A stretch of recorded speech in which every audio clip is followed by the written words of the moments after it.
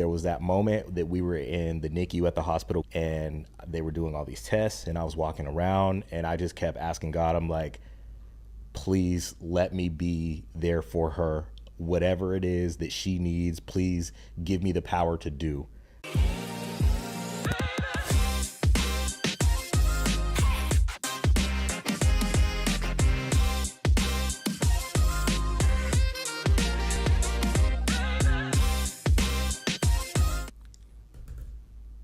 What's up, dads? This is the Rise and Dad podcast, a podcast in perspective on life as a dad from dads who are intentional about their fatherhood.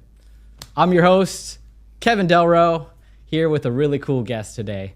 My guest used to work in tech, but now he's a man of many hats. He is a stay-at-home dad. He considers himself an impact ambassador. I'm going to let him talk to you guys a little bit about that. He's also a content creator. We'll also talk about that too. I'm really excited to welcome Rome to the pod. What's up, Rome? Thanks for joining us. What's up? Thank you for having me. I appreciate it. Why don't you just go ahead and tell the audience who's Rome and what makes you Rome? What makes me Rome and who is Rome? Until a week ago, there was no easy answer to give you. But now, after doing a lot of self-work, Rome, first and foremost, is a dad. It's a dad to a little girl and a little boy. Rome also has 2 chronic illnesses, but most importantly, Rome is somebody who walks in his purpose. Here at the Rise and Dad podcast, we always talk about being intentional with what we do when we wake up every day. So I think that we're going to be able to touch on how you're intentional about fatherhood, but also being true to yourself and what makes you find joy in life. 100%. So the first question I always ask, Rome, tell me about your kids. Yes. So first and foremost, I have a 5-year-old, which is crazy to say. So I have a 5-year-old named Kalia Joy. We call her Callie. She's my medical superhero. She was born with a rare genetic syndrome called Pfeiffer syndrome, which essentially for the audience is that babies are born with soft spots in their skull. Callie was born with her skull prematurely fused. And so what that means is a lot of the kids with Pfeiffer syndrome have taller skulls, but because it's fused together, there's so much pressure built up. And that could lead to a bunch of different things, fatalities, things with the brain. And so it's important that these kids have medical intervention very early on to ensure that there aren't those fatal situations that you reach. And so my baby girl, since she was 6 weeks old, had her first surgery, and in her 5 years of life, she's had 25 or 26 surgeries. She's my biggest inspiration and my greatest accomplishment, because that little girl enabled me to step into my power as somebody who had a disability, as someone who felt insecure about my disability and walking in it. This little girl, she leads. As much as I want to say my wife is the face of the family, that's my daughter. My daughter is the face of the family. She's just a bunch of joy. And I mentioned that her middle name is Joy. That's what she exudes all the time. And then my son, Romy, he is 2 years old now as of March. And going from Callie, who is very independent, Callie is very much like dad, to Romy is like mom. And it's a lot to handle, because when I tell you a shadow, they always say, if you want to know what it's like to have someone stuck to you, have a little boy. And I can't go anywhere or do anything without this little boy literally behind me saying daddy. But because Callie's nonverbal, he is now fulfilling that itch, so to speak, of me being able to hear my children. Callie can sign it. She'll sign, this is how you sign dad, or in ASL. And so she will sign that. And there's some other signs that she knows. But for the most part, like, it is just a joy being able to get to know both kids, but also being able to provide what they need for their survival. One of the things that you mentioned with Pfeiffer syndrome was when you found out. And I wanted to ask about that. So When did you find out? And parenting and pregnancies and all that are difficult for a healthy baby. Right. I'd love to dig into how that took a toll on you mentally. Yeah. And then when you found out, how did it change? Maybe preparation was different, or you were reading up on different things. Callie was born at 39 and a half weeks. We found out that there were complications at 37. We didn't get a diagnosis until after Callie was born. So this is the craziest story, and I'll try to keep it succinct, but at that 37-week mark, we found out that my wife had extra amniotic fluid, and there was not necessarily concern, but there was a little bit of a red flag. Hey, we need to check into this. So we had it checked out. We ended up moving hospitals the week before Callie was born. Met with the genetic counselor. They had an idea based on all the findings what it could be. The term they kept using was craniosynostosis, which is Pfeiffer syndrome is in the craniosynostosis family. Of course, we don't know anything about anything. For 37 weeks, we're like, everything is smooth. We're just preparing for the birth, preparing for her to come home and what that looks like. My in-laws were actually in town to help out. So once Callie comes out, they told us that same week before, she was born on a Thursday, that Monday before, they were like, there's a strong possibility when she comes out, she's not going to be breathing. What do you want us to do? And me and my wife looked at each other and we're like, save her. There's no question about it. I understand that could be hard for some people to have to sit there and make a decision. And to answer part of the question is, I was really stepping into my fatherhood in that moment when I had to make the decision that could alter the rest of my daughter's life at that moment. And even days before she came, and the night she was born, she came out, cut the umbilical cord, she wasn't breathing, and another kind of abnormal thing, we had to give birth in the operating room because they had a feeling that she wasn't going to be able to breathe. So they needed to rush her to the resuscitation room. And with all of that, seconds are precious at that point. So they go in there, they get her intubated. I was just pacing back and forth. And I remember this room was like 85 degrees. I was sweating. They said, once you guys leave the hospital, you're probably going to have to go to Seattle Children's. What I didn't know is that I was going to have to go to Seattle Children's that night. I found out about 2 hours after she was born that I was going to be going there. My wife had her own complications after birth. So my wife actually had to stay in the hospital. So I went via ambulance with Callie over to Children's, and no one could tell us an answer of how long we would be there, what was going on. Of course, we had to wait till the next morning to find out an exact diagnosis. Again, 90% sure we knew what it was, but literally there was that moment that we were in the NICU at the hospital we gave birth at, and they were doing all these tests, and I was walking around and I just kept asking God, I'm like, please let me be there for her. Whatever it is that she needs, please give me the power to do. I kept asking that because what we'll get into later is I really wanted to show up for her as someone who wanted my dad to show up for me in that manner. And so I was projecting a little bit. Yeah. But I knew that I wasn't going to leave her side at all for 1 second. And so things were crazy. We went to Children's. I was virtually up all night. The room in the NICU was literally just one of the small cribs, and they found a chair for me, so I slept in the chair. And my wife discharged herself from the hospital the next day. My wife probably should have been there another few days. And again, like, that was like the gritty mindset that we had to have, that we were both like, it doesn't matter what we are dealing with. It's all about her now. And so that's when it just kicked in, and it's been an overdrive ever since. Yeah, that is so wild, because I can't imagine, like, fatherhood and that day in general is already so much emotion. And I wanted to ask you that because, like, in these moments, often as dads, we would see ourselves, whoever sees us as not as protectors, or I don't want to be stereotypical with gender roles, but the strong ones or the ones that's doing that. So if you take yourself back to that moment, I mean, you strip away everything that's happening, what's happening in your head? Because I'm sure there's got to be some feelings, or maybe it's insecurity about, oh shit, like, I'm in this, I got to do this for my wife, I got to do this for my daughter. What is going through your head? I know you said you were talking to God and all that. It's more than about you, right? Look, you have to, again, we talk about these moments that happen where it's just, you have to be the strong one. This is your season to be the strong one. My wife, like I said, was dealing with her own situation after giving birth, so she was focused on that. And then later on started to develop more of the postpartum. And so I, at the time, because this is when paternity leave in our state switched up, and now the state was offering the 12 weeks.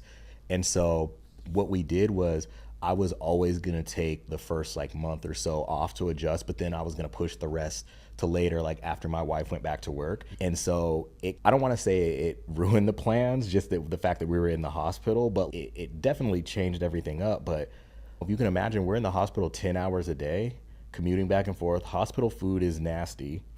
And we're in the NICU, so it's not like a lively place. Like, it's a somber place. And you're just learning everything and asking questions and being there for the doctor's rounds. But that whole time, like, I knew I had to allow my wife the space to feel what she was going to feel. And it was one of those moments where it was very hard for me. I had several breakdowns, but it was just a matter of what I told my wife. I'm like, if we're both very emotional right now, then there's nobody to clearly understand what the doctor's asking from us and having us do. So that's the role I assumed. I'm a hyper focus on what she needs day to day. Finding the right kind of means for Callie at that moment was the most important thing for me. Yeah. I find that how we are, because I know that as dads, if there's something going on with your wife or something going on with your kids, a lot of times we might say, you know what, I'm feeling a certain way, but we're going to put that on hold for now, and I'm going to take care of everyone else. But also there's an element of you got to put on your oxygen mask first before you can help others. So where does it get to a point where you're like, Rome, you got to be good too, man? Because if you're not your best self, we're all screwed. Yeah, I was so intentional with it, knowing that, okay, once she gets home or once she gets out of the NICU, or I in my head had these milestones of I will let myself be a little more emotional and go there. And of course, like I mentioned, I had my breakdowns too. There were times where I just couldn't help it. And I think that one thing about me that I've learned even from like my childhood is I could emotionally regulate pretty well, but mostly that's, in a way, it wasn't a good thing because I could emotionally regulate well because I didn't have anybody to express my emotions to. So it was one of those things where it's like I would stay guarded. But again, in a lot of situations, like I'm the calm. I'm literally everybody's calm, not even just family, but friends. I'm the one who's standing tall for everybody. And then when I need my time, like I definitely take my time. And I can say as an adult, even I was an adult then, I was 33 when we had her. But, you know, even like now, like I can find time to be like, okay, just be in my emotions. And it usually happens when I detach myself. So I like basketball. I went down to Portland to see the Lakers play. And during that drive is always emotional because it's just me and the road. And those are usually the times where it's just, oh my gosh. And it's just, yeah, it allows me to escape, especially because a lot of us do take that strong role. A lot of us feel like we can't be emotional. Yeah. And we definitely can, and we should. Yeah, I like that you said that because you need to be able to take that time for yourself. And as a side note, I too went to a Blazers game for the Lakers and LeBron. It was last season, but I just drove down by myself and had a moment. I did too. Yeah. Every time I go solo. So one thing before we move on from that, Pfeiffer syndrome, Rome, if there's someone who's listening in who found this because they were searching it, do you have any just quick advice or something that you'd like to tell them about Pfeiffer syndrome? What to look out for, how to be strong, whatever it might be? Yeah, the journey is going to be extremely scary. It is, because unfortunately these surgeries that are very necessary for your child to have, they're scary. They cut into their skull. They have to remove pieces of the skull and then wait for it to grow back. A lot of the Pfeiffer kids breathe with a tracheostomy tube like my daughter does. A lot of that is scary. Maintaining it is scary, but you have everything you need. Find your community. Interestingly enough, it's 1 in 100,000 rare, but there's like 8 kids in the Seattle area that have it. Seattle Children's is one of the best craniofacial hospitals in this country. Just know I'm an ally. There's groups. Make sure you find your tribe and find your people, because it's really isolating, and sometimes you just need to call on one of your brothers or sisters to help you out with it. Thanks for that. If somebody was looking for this content and they heard you say that, it'd be comforting to just hear. I know that when I'm looking for information and I just hear somebody that's in a similar part or place in their life, no matter what it is, you're like, Okay, that feels a little better. So you mentioned your approach, and we can touch on that, but you also said you wanted to be the dad that you wanted and needed. And so why don't you expand a little bit about what you meant by that? Yeah, parents got divorced when I was like 5 or somewhere along those lines, but dad wasn't around. He would come in our life like sometimes, and then it was never consistent. Even to this day as an adult, like it's still a huge gap in my life. My mom remarried, I had my stepdad, love him, it was cool. It's just that's not my dad. Like my stepdad came into a situation, my dad brought me into a situation. And so there, that gap was always going to be there. But I do think the one that really stepped up in that role was my grandfather, my mom's dad. I know people say the grandparents were the second set of parents, but that's true in all senses because my mom was 19, my dad was 20, so they were kids when I was born. And so my grandparents stepped up quite a bit. My aunties, my uncles stepped up quite a bit because they say it takes a whole village to raise somebody. And so with that, I just always knew at a young age, I was like, I want to be a dad so I can give somebody what I never received. I ended up being in a situation where I had a daughter and now a son who very much need me to be super present in their life because it gave me a new sense of purpose. I think my dad not being around left me with quite a bit of identity crisis. It's just like the confidence was there, but it wasn't believed, if that makes sense. I could wear it, but I just wasn't as confident as I could have been if I had someone to look to like I do with my son to be like, you can do it, you got it, because those words go a long way. So let me ask you that. Our parenting is like very cyclical. By that is I love my kids a lot like how I was loved from my mom and dad. And to some degree, I learned to love from them. But in instances where you might not have someone like your father to look at and be like, oh, this is how it is done. We need to find pieces of fatherhood, of what it's like to be a dad from other places. Your grandpa, maybe it's watching some dad on TV and you think that's what being a dad looks like. Where do you think you learned how to love? Yeah, for sure, my grandpa. But he's literally what I am today from the standpoint of I remember there were people from the church say they would call him at 3 in the morning because they got a flat tire and can't get to work. And he would drive 30 minutes in the middle of the night to change somebody's tire so they can get to work.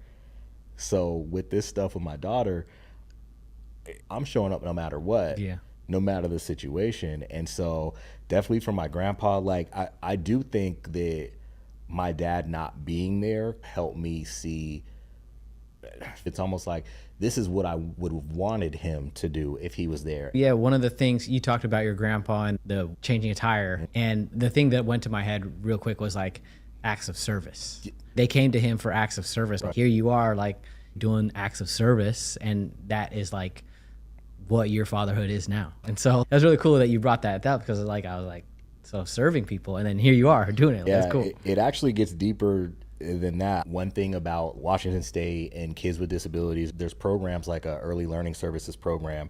And so my daughter was privy to be able to use those services after she got home from the hospital. She was in there for 6 months, came home June 2020.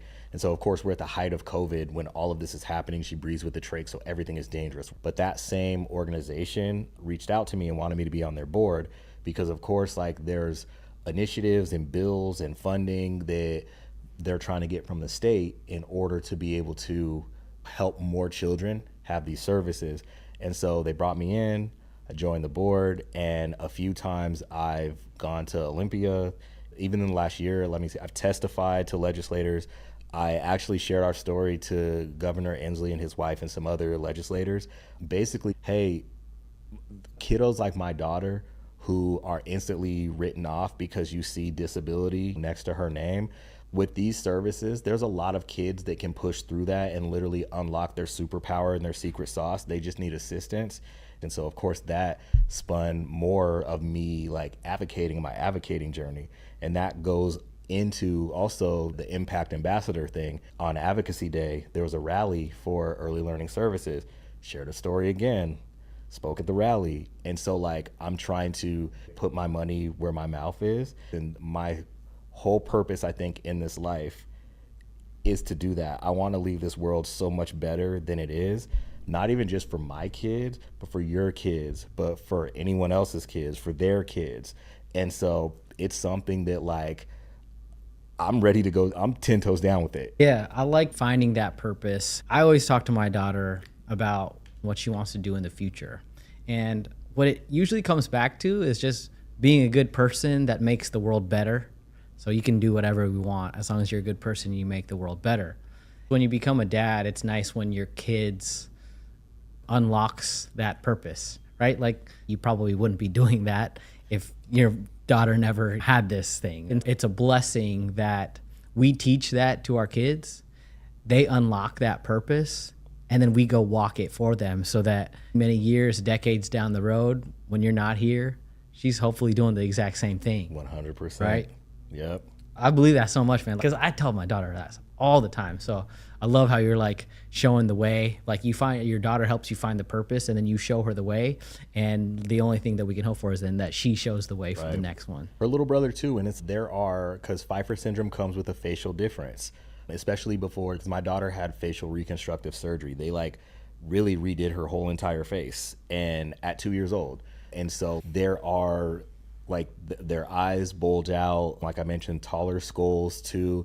And so people stare, kids stare. And so with both of my kids, it's just, no, we're friending everybody. We're not judging people. And my son is just so great because sometimes kids will just look or stare or point, not even trying to be negative. Kids are just kids. And so it's just, hey friend, do you want to come play with us? It's just like all anybody in this world wants to feel is included.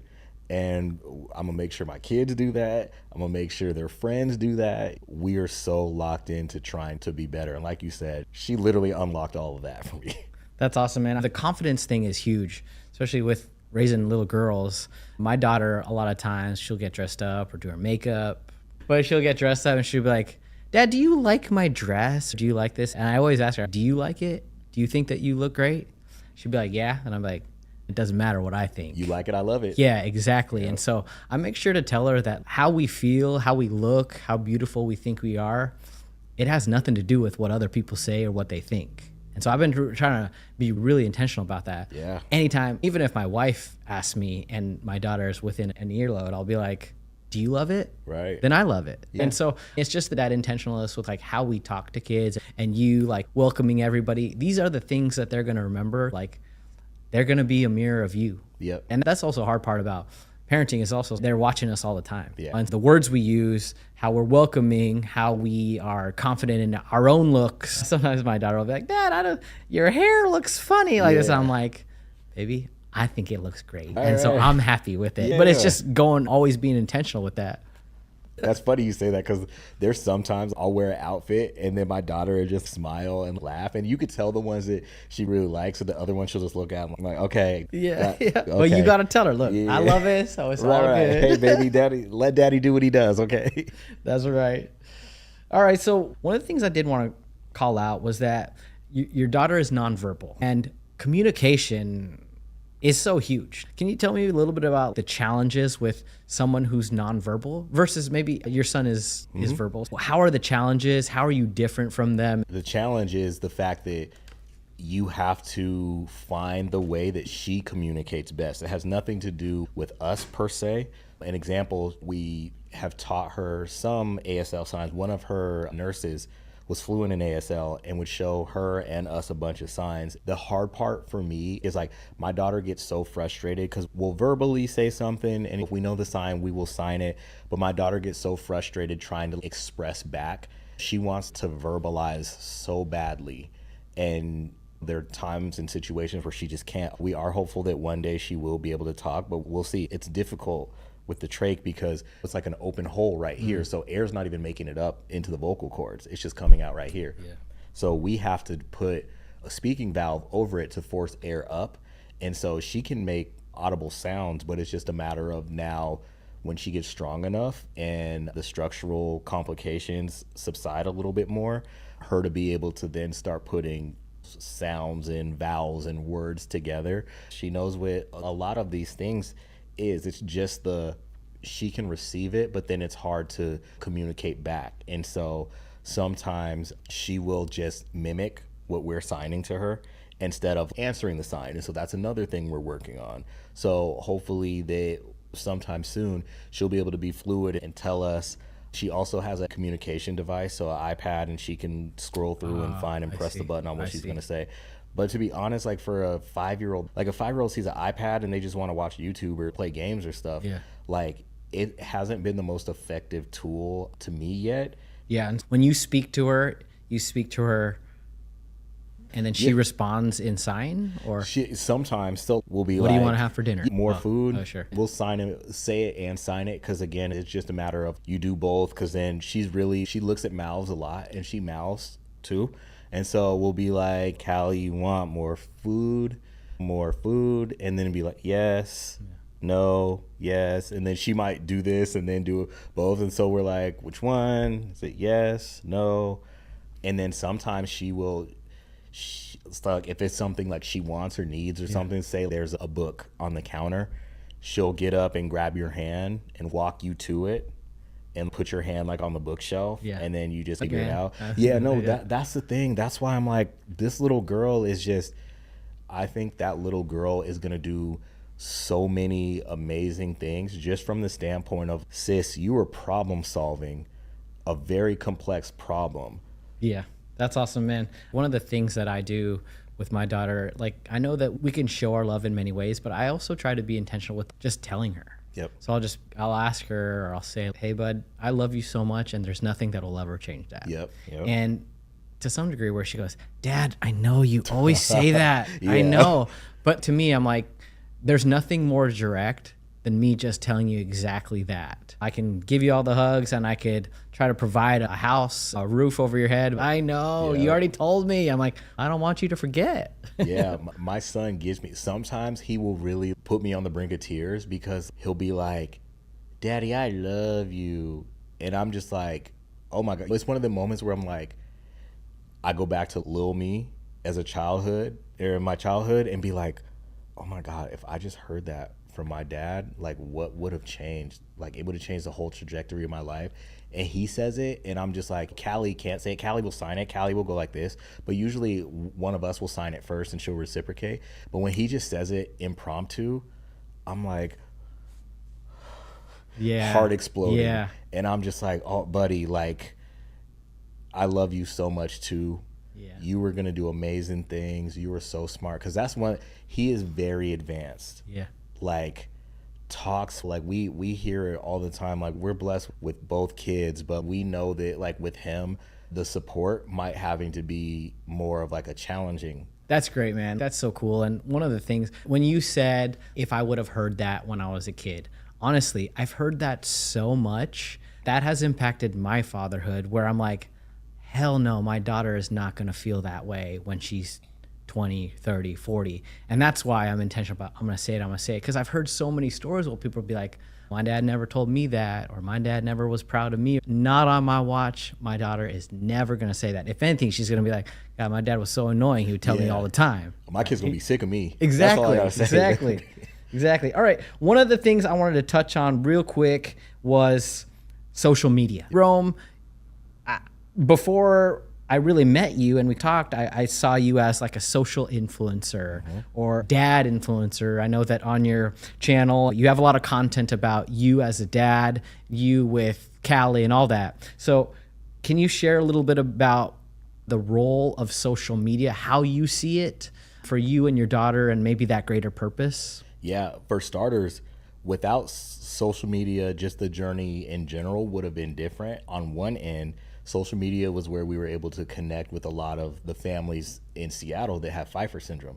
There was one little girl she's 2 years older than Callie, but Pfeiffer syndrome has genetic codes attached to, so the kids with the same genetic code have the same mutation, and they usually follow a very similar kind of path. So she was 2 years older than Callie, so she was already at the point of her facial reconstructive surgery. So her mom, I was able to connect with her mom and not only bounce a whole bunch of like fears out there, but her mom was such a calming presence to me. And I wouldn't have met her without Instagram. She would always speak life into us and just say, she was the first person that told us, advocate for your child. These doctors will tell you one thing, but if you don't feel like it's right, you push back and advocate. And I was like, oh, we can do that? You just had no idea. But where we got started was because we're blessed to have a lot of friends, a lot of family, like countrywide. And so people knew we were pregnant, we were expecting. And like I mentioned to you, we found out at 37 weeks that there were red flags. We found out during the week 39 that she was born that there was actual syndrome potentially attached to it when she was born. We were radio silent for a good 2 weeks, and people were like, hey, where's the baby? What's going on? We had the talk. We're just like, social media is a dangerous place. Like, I worked in it for 8+ years. So I'm aware of the social media landscape and how nasty it is and how cyberbullying is. And I mentioned that she had a facial difference at the time. The one thing that didn't sit right with me, and this is no shade to any other family, because believe what you believe, but there were some families out there of children who had these other syndromes with facial differences, and they would cover their child's face in the family picture that they posted. And I was just like, that is something that when my daughter, if we ever did that when she's older, that's something that she's going to look back and be like, were you ashamed of me because you covered my face? And we were like, we love this little girl. There is no shame in our game. And maybe this is something that we can use to talk about, because not only I feel like not only is this like really talked about, for one, just having a child with a disability, it's definitely not in the Black community. And so we were like, you know what? We are going to post this little girl. There is no syndrome. There is no care. And by post, I mean, we're going to post our family picture and things. And so we posted it, and everyone, of course, they were happy, but there's just so many questions. What is Pfeiffer syndrome? So we used it as an education opportunity. And with that education opportunity came, things really actually started to explode a little bit.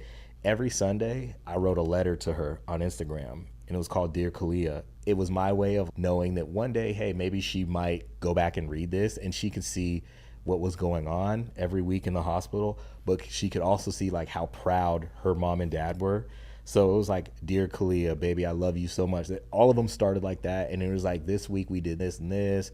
By that point, after a year, not even a year, she came home in June, but we did it before that. And in January of 2021, I did a Good Morning America segment.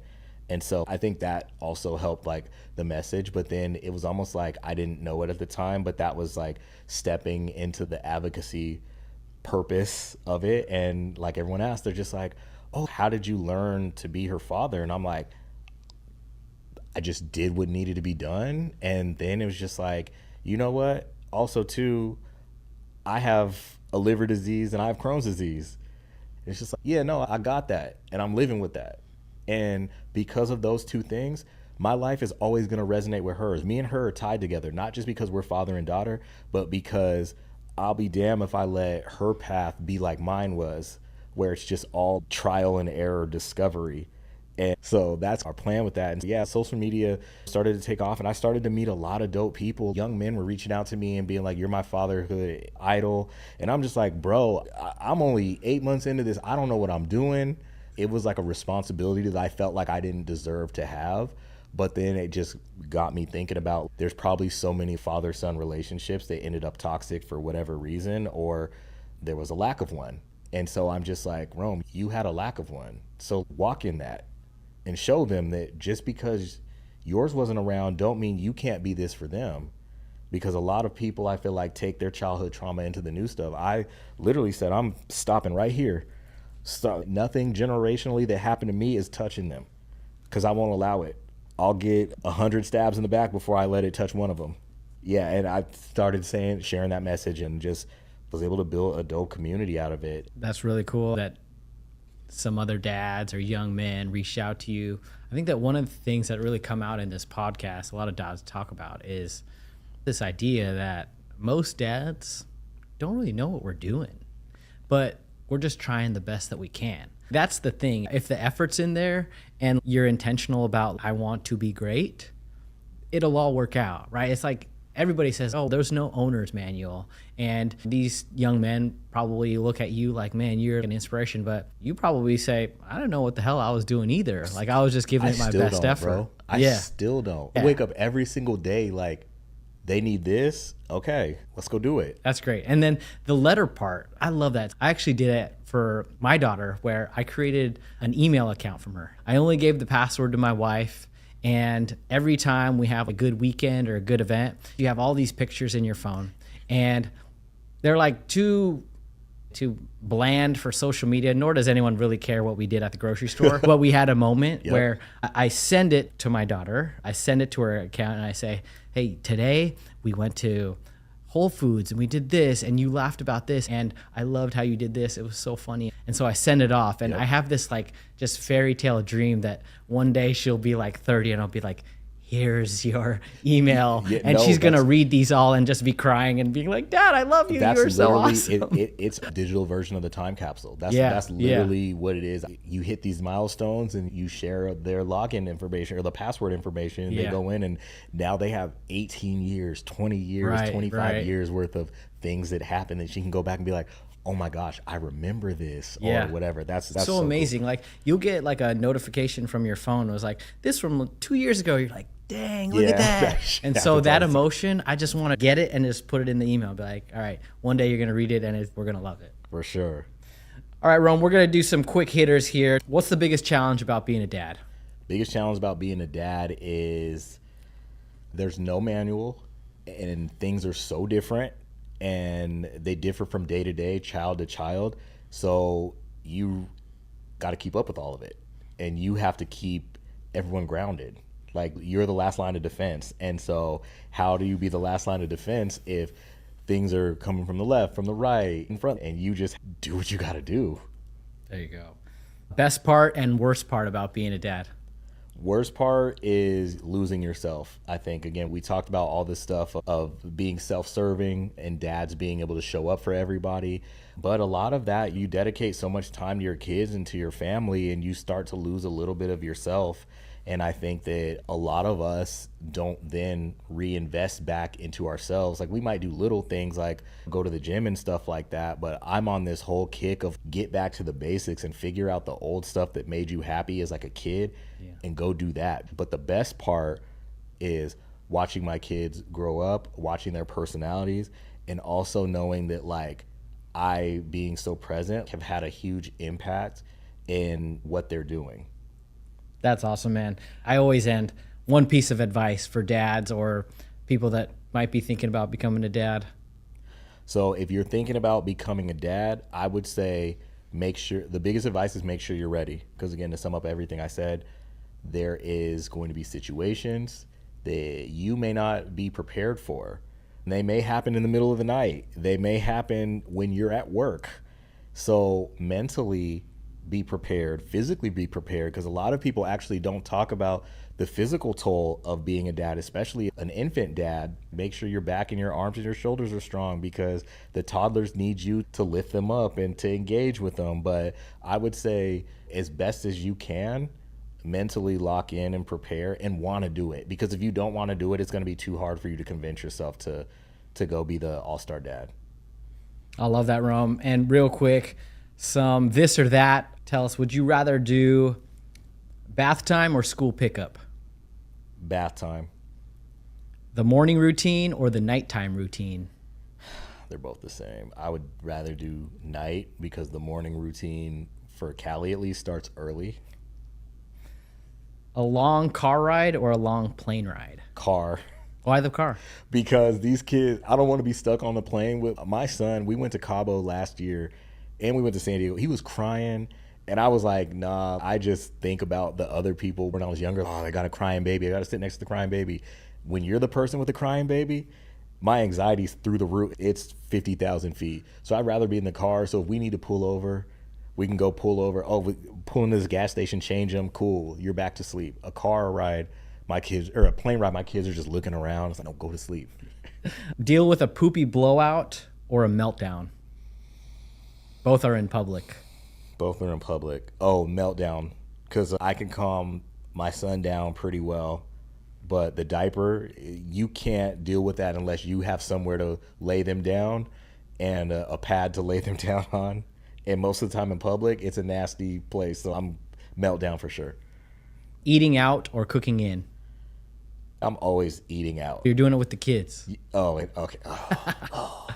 You going out with two of them, just you and the two? Because we don't do it often. It's not bad. It's not as bad as it would be if we did it like a lot. But since we do it every once in a while, still go out. Go out. One-on-one time with either of your kids or the whole family. I'll just default and say the whole family because my answer is really one-on-one because me and Callie are good. We have an understanding. Callie, like outside, like breathing stuff doesn't really need much. But one-on-one, my son is like, Daddy, Dad. Like I'm a jungle gym basically. And so with the whole family, my wife can be a part of it. So she could also be a jungle gym. And so me and Callie can just chill. So family time is the best time for me to actually kick my feet up and just relax a little bit. That takes us to the end of the podcast. And before I wanted to end, in 20 years from now, if we asked your son or daughter to tell us about their dad, what would you want them to say? My dad not only had an impact on me, he had an impact on our community, and he had an impact on children with disability as a whole because he works tirelessly. He used his platform to generate awareness. And my dad is, I almost said my dad is the best dad ever. But yeah, no, they can say that. I'll end on that. But my dad is just so selfless that he gave his entire life to make this world better for us and everyone else. That's an awesome answer, Rome. I always ask that question at the end because I think we always talk about intentionality. And now that you said it, then you can hold yourself to that, knowing that's what you're shooting for. And every time you wake up and you rise and dad. Impact ambassador, that's what we do. That's right. That's right. Thank you so much for joining the podcast. Thanks to Rome.